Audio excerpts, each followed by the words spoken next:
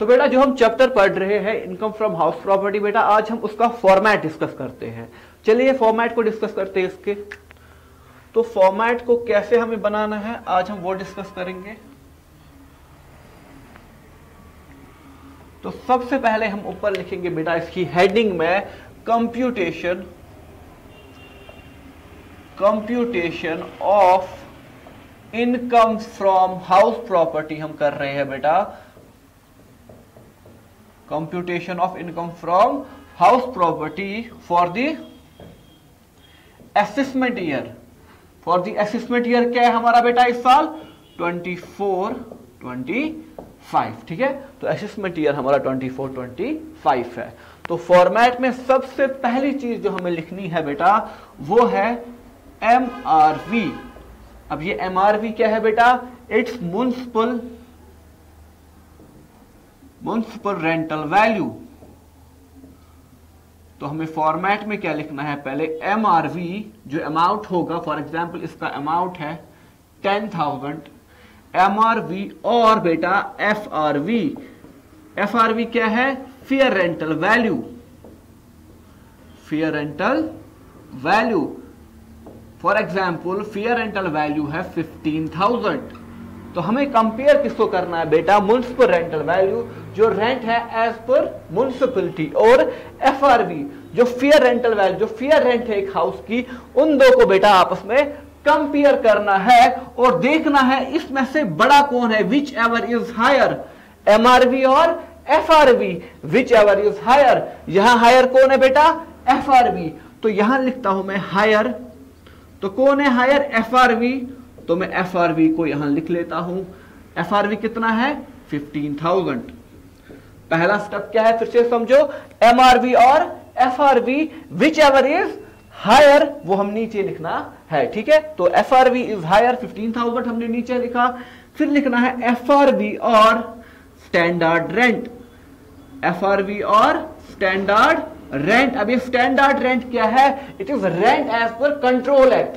जो हमारे पास control act है बेटा उसमें जो रेंट है उसी को बोलते हैं स्टैंडर्ड रेंट। उसमें जो रेंट की वैल्यू गिवन है इस हाउस प्रॉपर्टी की बेटा उसी को हम बोलते हैं स्टैंडर्ड रेंट। तो जैसे कि यहां standard rent is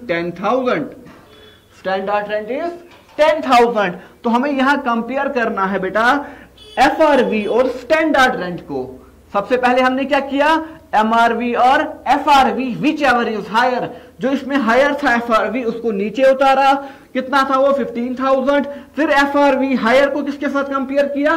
standard rent से। यहां देखना है विच एवर इज लोअर या which ever is least value. इन दोनों में से छोटी वैल्यू कौन है?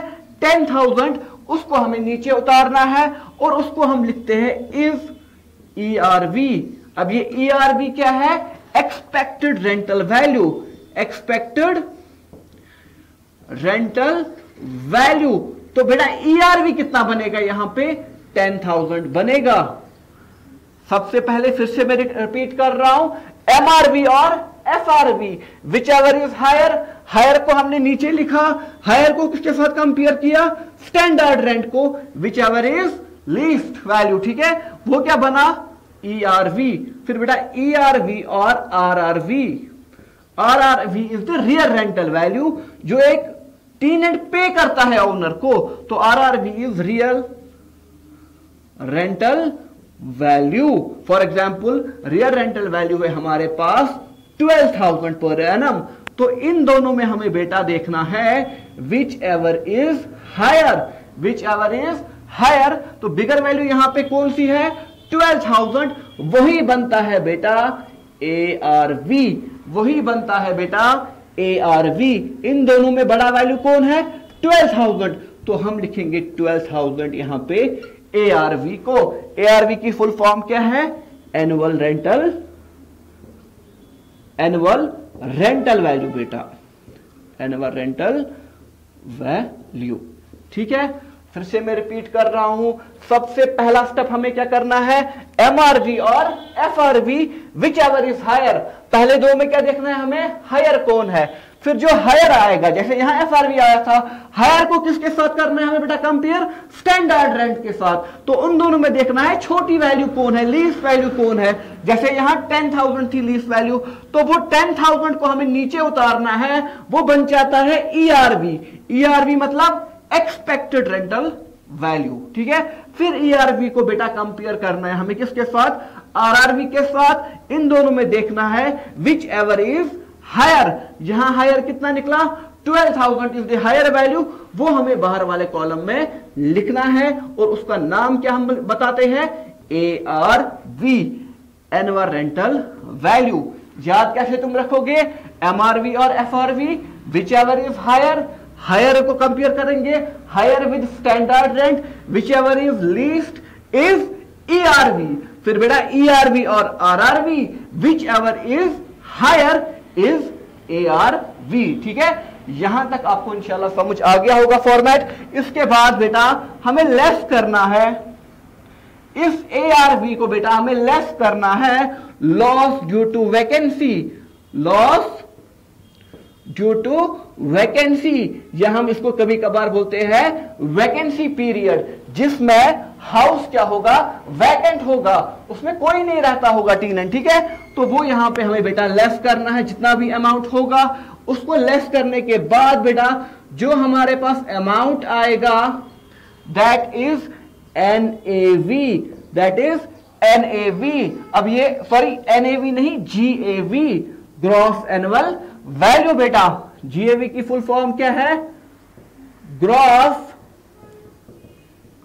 एनुअल वैल्यू, ठीक है। क्या पहले एआरवी से हमने क्या किया, वैकेंसी पीरियड जो है, लॉस ड्यू टू वैकेंसी है बेटा, उसको लेस किया एआरवी को, तो हमारे पास बेटा क्या आया, जीएवी। और ये जीएवी क्या है, ग्रॉस एनुअल वैल्यू, जो हमारे पास आया 12,000। एक बार फिर से कैप कर लेते हैं। सबसे पहला स्टेप क्या करना है, एमआरवी और FRV, which ever is higher, MRV और FRV which ever is higher, वो नीचे लाना है हमें। हायर को किसके साथ कंपेयर करना है, स्टैंडर्ड रेंट के, higher with standard rent, which ever is least value, ठीक है। वो लीस्ट वैल्यू जो यहां पे हम निकलेगी वो क्या बनता है बेटा, ईआरवी, एक्सपेक्टेड रेंटल वैल्यू। फिर ईआरवी बेटा और RRV, real rental value, which ever is higher, वो बन जाता है एआरवी। फिर बेटा हमने लॉस ड्यू टू वैकेंसी इसको लेस किया, तो हमारे पास बेटा आया जीएवी, ग्रॉस एनुअल वैल्यू। अब ये जीएवी मैं ऊपर लेता हूं, जगह नहीं है मुझे नीचे, तो जीएवी हमारे पास कितना आया था नीचे, जीएवी जो हमारे पास बेटा आया था वो आया था 12,000। फॉर्मेट को मैं कंटिन्यू करता हूं यहां से। अब जीएवी निकलने के बाद, ग्रॉस एनुअल वैल्यू निकालने के बाद बेटा हमें इसको लेस और एक चीज करनी है, that is municipal tax, municipal tax paid by owner, municipal tax paid by, लेकिन होना चाहिए ओनर। बेटा जितना वो होगा वो यहां पे लेस करेंगे, ये वैल्यू नीचे आएगी। फॉर एग्जाम्पल वो 1000 है, मैं एग्जाम्पल के तौर पे ले रहा हूं 1000, तो हमारे पास आएगा 11,000। ये आएगा बेटा हमारे पास net annual value, annual value जिसको हम एनएवी भी कभी कभार बोलते हैं। यहां तक आपको समझ आ गया होगा नेट एनुअल वैल्यू तक। इसके बाद बेटा कुछ डिडक्शन इसमें लेस करनी पड़ती है। वो क्या डिडक्शन इसमें लेस करनी है हमें बेटा, डिडक्शन वो बेटा हमारे पास है अंडर सेक्शन 24। हमारे पास कुछ डिडक्शंस है जो हमें लेस करनी है। वो किस सेक्शन के अंडर हमें इनकम टैक्स एक्ट बोलता है, अंडर सेक्शन 24। सबसे पहली डिडक्शन जो हमें है बेटा that is standard deduction. Standard deduction ये हमेशा होता है बेटा 30% ऑफ एनएवी, 30% ऑफ एनएवी। जितना वो निकलेगा बेटा वो इनर कॉलम में हम लिखेंगे। Second deduction is interest on loan, interest on loan जो, लेकिन लोन जो होगा बेटा ये किसके लिए इसने लिया होना चाहिए, for the construction of house property. For the construction of house property. बेटा ये लोन होना चाहिए, इसने लिया हुआ उसका जो इंटरेस्ट है वो बेटा हमें यहां डिडक्शन में लेना है। एंड द लास्ट डिडक्शन जो है बेटा हमारे पास that is pre construction, construction से पहले वाला इंटरेस्ट, प्री कंस्ट्रक्शन इंटरेस्ट बेटा कभी कभार यहां पे आ जाता है। ये 3 डिडक्शन एनएवी को करने के बाद बेटा ये यहां पे हमें बेटा लेस करना है और जो वैल्यू हमें निकलेगी बेटा यहां पे वो हमें निकलेगी या तो इनकम फ्रॉम या तो लॉस होगा। हमें इनकम फ्रॉम बेटा हमारी आएगी from house property, income from house property. ये हमारा बेसिक फॉर्मेट है किसका, इनकम फ्रॉम हाउस प्रॉपर्टी में कौन सा वाला हाउस, लेट आउट वाला हाउस। ठीक है, लेट आउट वाला जो इसने रेंट पे दिया होगा उसका फॉर्मेट है ये। फिर से एक बार रिकैप कर लेते हैं। सबसे पहले हमने क्या देखा, एमआरवी और FRV which ever is higher, जो हायर वैल्यू आई उसकी किसके साथ कंपेयर करना है, higher with standard rent, which ever is least value वो क्या बन जाता है बेटा, ईआरवी। ईआरवी को किसके साथ कंपेयर करेंगे, आरआरवी के साथ, जो रियल रेंटल वैल्यू है ईआरवी और RRV which ever is higher वो क्या बन जाता है बेटा, एआरवी, एनुअल रेंटल वैल्यू। फिर उसके बाद बेटा हमने क्या किया, लेस उसको लॉस ड्यू टू वैकेंसी। तो लॉस ड्यू टू वैकेंसी को लेस करने के बाद बेटा हमारे पास आया जीएवी, ग्रॉस एनुअल वैल्यू। उसके बाद हमने यहां क्या किया, लेस म्युनिसिपल टैक्स, लेकिन पेड बाय क्या होना चाहिए बेटा, बाय ओनर होना चाहिए। और वो लेस करने के बाद बेटा हमारे पास जो वैल्यू आया उसको हम क्या कहते हैं, नेट एनुअल वैल्यू। फिर हमने कुछ डिडक्शन लेस की किस सेक्शन के under, section 24। The first one is standard deduction, ये हमेशा कितना होता है, 30% ऑफ एनएवी। नेक्स्ट डिडक्शन कौन सी है, इंटरेस्ट ऑन लोन, लेकिन ये लोन किसके लिए होना चाहिए, for the construction of house property, house property. And last deduction is pre construction interest. ये तीनों डिडक्शन हमें किसको लेस करनी है, एनएवी को लेस करनी है बेटा। तो हमारे पास क्या आ जाएगा बेटा, income from house property.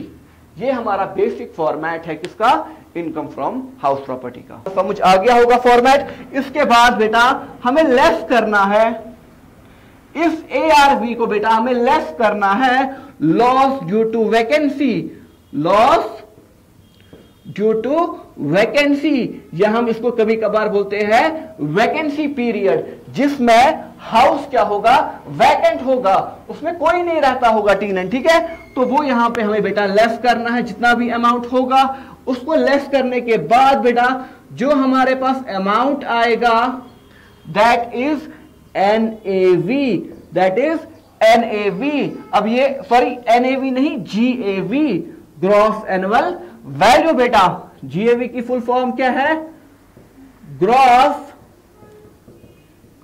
Annual value.